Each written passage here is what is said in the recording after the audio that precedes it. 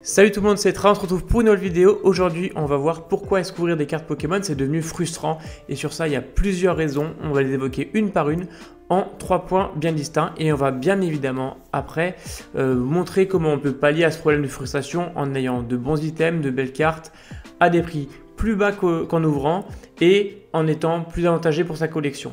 Alors le premier point qui est ultra frustrant sur Pokémon, c'est bien sûr la RNG.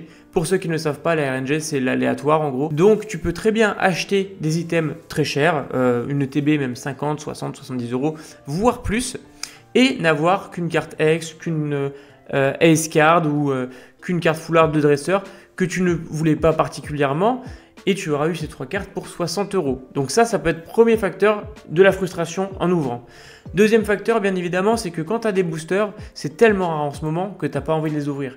Et que si tu les ouvres et que tu n'as pas une bonne carte, tu es encore plus frustré. Tu te dis, bah j'aurais dû le garder parce que en fait, mon item c'est les coûts de temps et les cartes que j'ai eues me rapportent que tant. Bon, alors bien évidemment, ça c'est quand tu as l'idée de vouloir revendre derrière.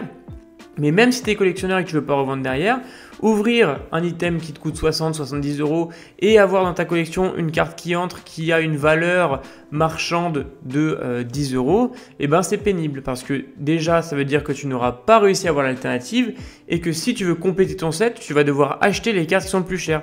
Donc ceux qui disent que l'argent sur les cartes n'a pas d'importance, c'est pas forcément vrai. Alors c'est vrai que si tu collectionnes et que tu ne veux pas acheter de cartes à l'unité, et que c'est vraiment que pour le plaisir de temps en temps, je suis d'accord. Mais si tu veux faire des sets complets, forcément, tu es bien plus content quand tu as une carte qui coûte cher que quand tu as une carte qui est à 2 euros. Et ça, si vous êtes hypocrite, vous ne serez pas d'accord avec moi. Mais si vous êtes un peu réaliste et si vous n'avez pas un budget illimité pour ouvrir du Pokémon, vous serez d'accord avec moi. En tout cas, le deuxième point, c'est ça, c'est vraiment la difficulté à trouver les items et leur prix. Aujourd'hui, un booster, c'est aux alentours de 7 à 8 euros. Avant, c'était entre 5 et 7, maintenant c'est plutôt 8. Et malheureusement, il faudra s'y faire parce que je pense que c'est pas prêt de baisser. Et le troisième point de frustration, c'est aussi tout ce qu'on voit. Maintenant, on est submergé d'informations au quotidien, que ce soit sur les réseaux sociaux, sur les pages Facebook ou autres, de personnes qui ouvrent des God Packs, de personnes qui ouvrent des items et qui ont 3 alternatives dedans. Enfin, des trucs assez fou, mais on oublie vraiment que c'est pas ça la réalité. En fait, quand tu ouvres du Pokémon, il faut que tu te prépares à être frustré parce que tu seras forcément frustré et tu seras forcément perdant si tu n'en ouvres que très peu. Alors, bien évidemment, tu peux avoir un petit coup de chance et avoir la carte la plus recherchée de la série, mais combien est-ce que tu auras dépensé dans l'ouverture des cartes ? C'est pour ça que c'est super intéressant de parler du scellé et des cartes à l'unité parce qu'aujourd'hui, il y a certaines séries qui se dérèglent. Alors, bien évidemment, pour certaines séries, c'est avantageux d'ouvrir. Je pense notamment à 151 où toutes les cartes sont assez chères quand même, que ce soit pour les AR des starters, pour les alternatives ou pour les full art, tout est assez cher. Donc le fait d'ouvrir un booster, ça peut être bien. Et le problème, c'est qu'il y a des séries comme EV9 par exemple qui ne sont plus intéressantes à ouvrir puisque les items sont plus chers que la valeur marchande des cartes. Et donc on s'en sort mieux en achetant les cartes à l'unité qu'en ouvrant les boosters. Je ne sais pas si vous me suivez, mais on va voir un exemple très clair juste après. Donc aujourd'hui, le marché en fait est frustré. Et c'est pour ça qu'il y a de plus en plus de scellés, parce que les gens n'ont plus envie d'ouvrir, ont peur d'ouvrir.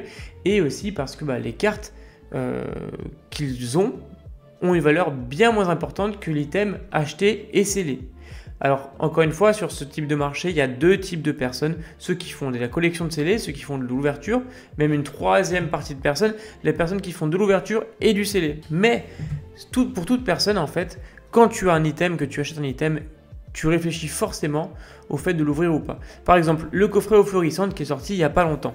Un coffret avec 12 boosters 151, ultra intéressant. Je l'ai ouvert en vidéo, j'étais très content de faire cette vidéo et j'ai eu une ex de Grolem. Valeur marchande de la carte de Grolem, 2 euros. Valeur du coffret, quand je l'ai acheté, 110 euros. Donc là, on peut se dire, ah bah ouais, en fait, après l'ouverture, tu es frustré d'avoir ouvert. Et parce que tu n'as pas eu de chance, et parce que ça coûte cher, et parce que c'est dur à trouver 151, donc tu ne peux pas te dire, bon, c'est pas grave, j'en ouvrirai un deuxième la semaine prochaine. Non, parce que ça coûte trop cher, ça se trouve plus. Et du coup, ça participe à la frustration quand tu ouvres des cartes Pokémon. Bon, maintenant, pour pallier à cette frustration, qu'est-ce qu'on peut faire ? Eh bien, c'est très simple. On va prendre un exemple sur Vinted. Comme je vous l'ai dit la dernière fois, j'ai pas voulu acheter le TB parce que je me suis dit, en fait, j'en ai marre d'avoir dans une TB soit une AR, soit une Full Art, soit une X, et des fois aucune des trois. Bon, c'est très rare d'avoir des ETB vides, mais ça m'est déjà arrivé. Et donc, je me suis dit, on va aller regarder EV9 en AR combien est-ce que je peux avoir de cartes de la série que je cherche au prix d'une ETB. Et je vais acheter le montant des cartes que je cherche au prix d'une ETB. Alors bien évidemment, il faut faire des lots, il faut faire de la recherche, mais je vais vous montrer un exemple tout bête. Là. Alors, il y a des cartes, bien évidemment, que tu auras bien sûr moins de chances d'avoir en achetant et qui coûteront plus cher que d'acheter ETB. Donc ça, c'est le facteur RNG. Par exemple, une alternative, tu pourras l'avoir sur une ETB avec un peu de chance et tu seras content. Mais si tu l'as pas, ton alternative, par exemple, on va prendre la Zacian de Nabil, qui est une carte ultra demandée, qui est à 78 € sur Vinted. Alors, 78, 80 €, voilà, on va dire 80 €. Tu prends la Zacian de Nabil, tu achètes une ETB, tu te dis je vais avoir la Zacian de Nabil, mais tu ne l'as pas. Puis tu achètes une deuxième ETB, et puis tu l'as toujours pas. Puis tu achètes un tripack, puis des boosters à l'unité.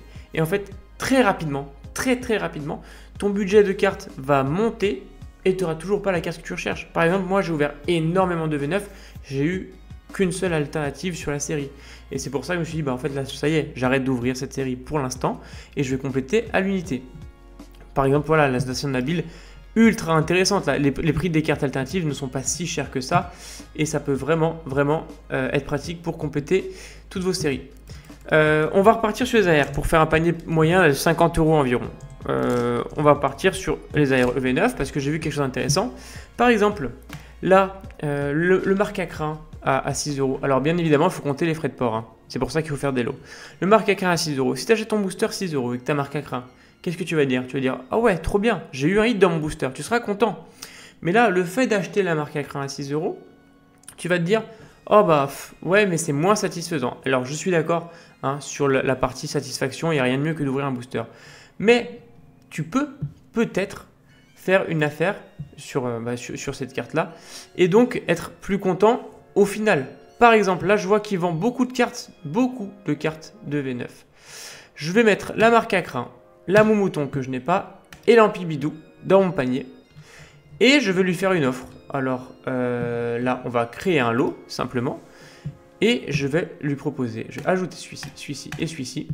Et on voit que je suis à 22 €. 22 € dans le panier de cartes que je n'ai pas. Et j'aurais eu potentiellement avec 22 € 2 AR et une full art que je n'ai pas, je le rappelle. Alors, je vois que là, ça me fait 26 avec les frais de port, bien évidemment. Mais on va faire une offre.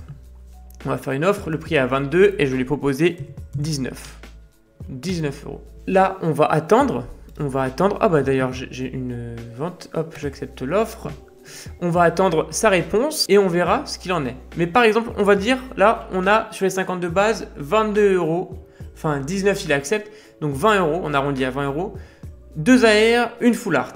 Ok, on continue maintenant. AR EV9. Et ça, c'est que des cartes que je n'ai pas, là, que je suis en train de faire. Je le fais pour de vrai devant vous, pour vous montrer à quel point ça peut être rapide. Si je vais sur Pokécardex, je sais qu'il me manque. Alors, la Maracatchi, que je n'ai pas.